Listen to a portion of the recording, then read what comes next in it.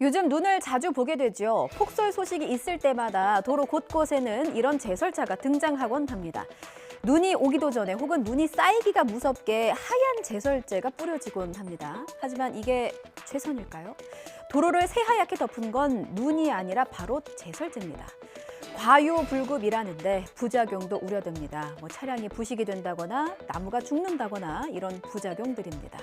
눈이 오면 제설제는 최대 이만큼만 뿌려라. 이게 기준이 있으면 참 좋은데 그런 기준이 없어서 더 문제입니다. 이준엽 기자가 취재했습니다. 눈예보가 내려지면서 서울 전역에 뿌려진 제설제만 모두 2,200여 톤. 그렇습니다. 간선도로도 뿌리고요. 이면도로 그다음에 골목길 그런 게 다 뿌립니다. 차 하부가 좀 손상되는 경우가 있어서 부식이 좀 많이 된다고 하더라고요.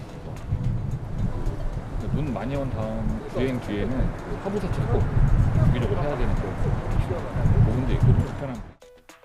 염화칼슘은 철의 부식 속도를 높여 차량 하부를 망가뜨리는 원인으로 꼽힙니다.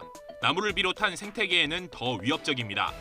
염화칼슘 제설제 때문에 서울시 가로수 6%가 시들어간다는 분석도 나왔습니다. 그러나 지자체들이 따르는 도로 제설 요령은 제설제를 최소 얼마큼 뿌려야 효과가 있다고만 권고할 뿐 상한선을 따로 정해놓지는 않았습니다. 농도가 너무 높아지면은 나무들이 그 수분을 땅으로부터 꼭 끌어올리지를 못해요. 아니면은 염의 성분이 좀 적은 친환경 제설제 같은 것을 사용하면 좀 도움이 될 수 있지 않을까 생각합니다.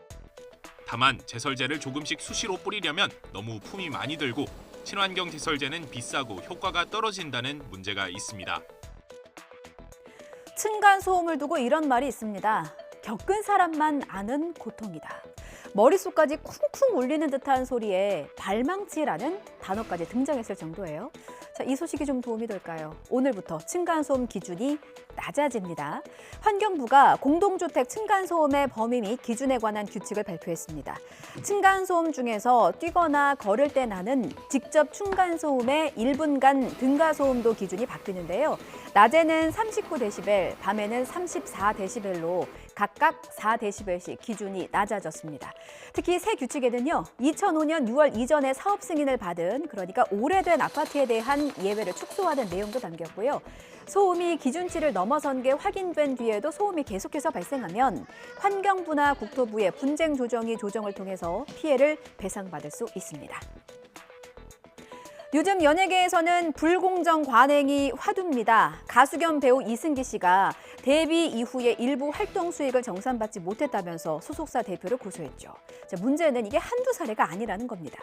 고질적이고 악질적인 불공정 관행에 대해서 정부가 칼을 빼들었습니다. 홍상희 기자가 취재했습니다. 이승기 사태는 지난해 11월 이승기 씨가 소속사 후쿠 엔터테인먼트에 내용 증명을 보내며 시작됐습니다. 2004년 데뷔 이후 18년 동안 음원 사용료를 한 푼도 정산받지 못했다며 관련 자료를 요청했는데 후쿠 측은 자체 계산한 미지급 정산금 41억 원을 지급했습니다. 최근 미 뉴욕타임스는 소속사 대표로부터 폭행과 성추행을 당했다며 법적 대응에 나선 보이그룹 오메가 X 사태를 조명하면서 한국 소속사의 착취 논란을 다루기도 했습니다. 강 대표는 연습이 끝나고 강제로 술을 마시게 하는 것은 물론 성희롱 발언들과 허벅지를 만지고 손을 잡고 얼굴을 만지는 등 성추행을 상습적으로 해왔습니다. 음악을 사랑하고 무대를 사랑하는 사람들로서 상품이 아닌 사람으로서 존중받고 싶었을 뿐입니다. 엔터테인먼트 업계에 불공정 관행이 잇따라 폭로되면서 정부가 칼을 뽑았습니다. 우선 대중문화예술산업 실태 조사를 전면 실시하고 기획업자가 소속 예술인에게 회계 내역을 1년에 한 번 이상 고지하도록 법 개정을 추진하기로 했습니다. 만약 소속사의 정산 지연이 예술인 권리보장법 불공정 행위에 해당할 경우 시정명령을 내리고 보수 지급 지연이 확인되면 과태료도 부과하기로 했습니다. 정산이나 계약 관련 자료들을 공개하도록 강제한다는 것은 그 자체로 의미는 있다고 볼 수가 있는데 다만 애초에 계약 자체가 불공정하다면 불공정한 관계는 계속 이어지는 것이니까 계약을 할 당시에 어떻게 그런 것들이 공정하게 내용을 담보해내는가 이 부분에 대해서 향후에 또 고민을 해야 될 것 같습니다.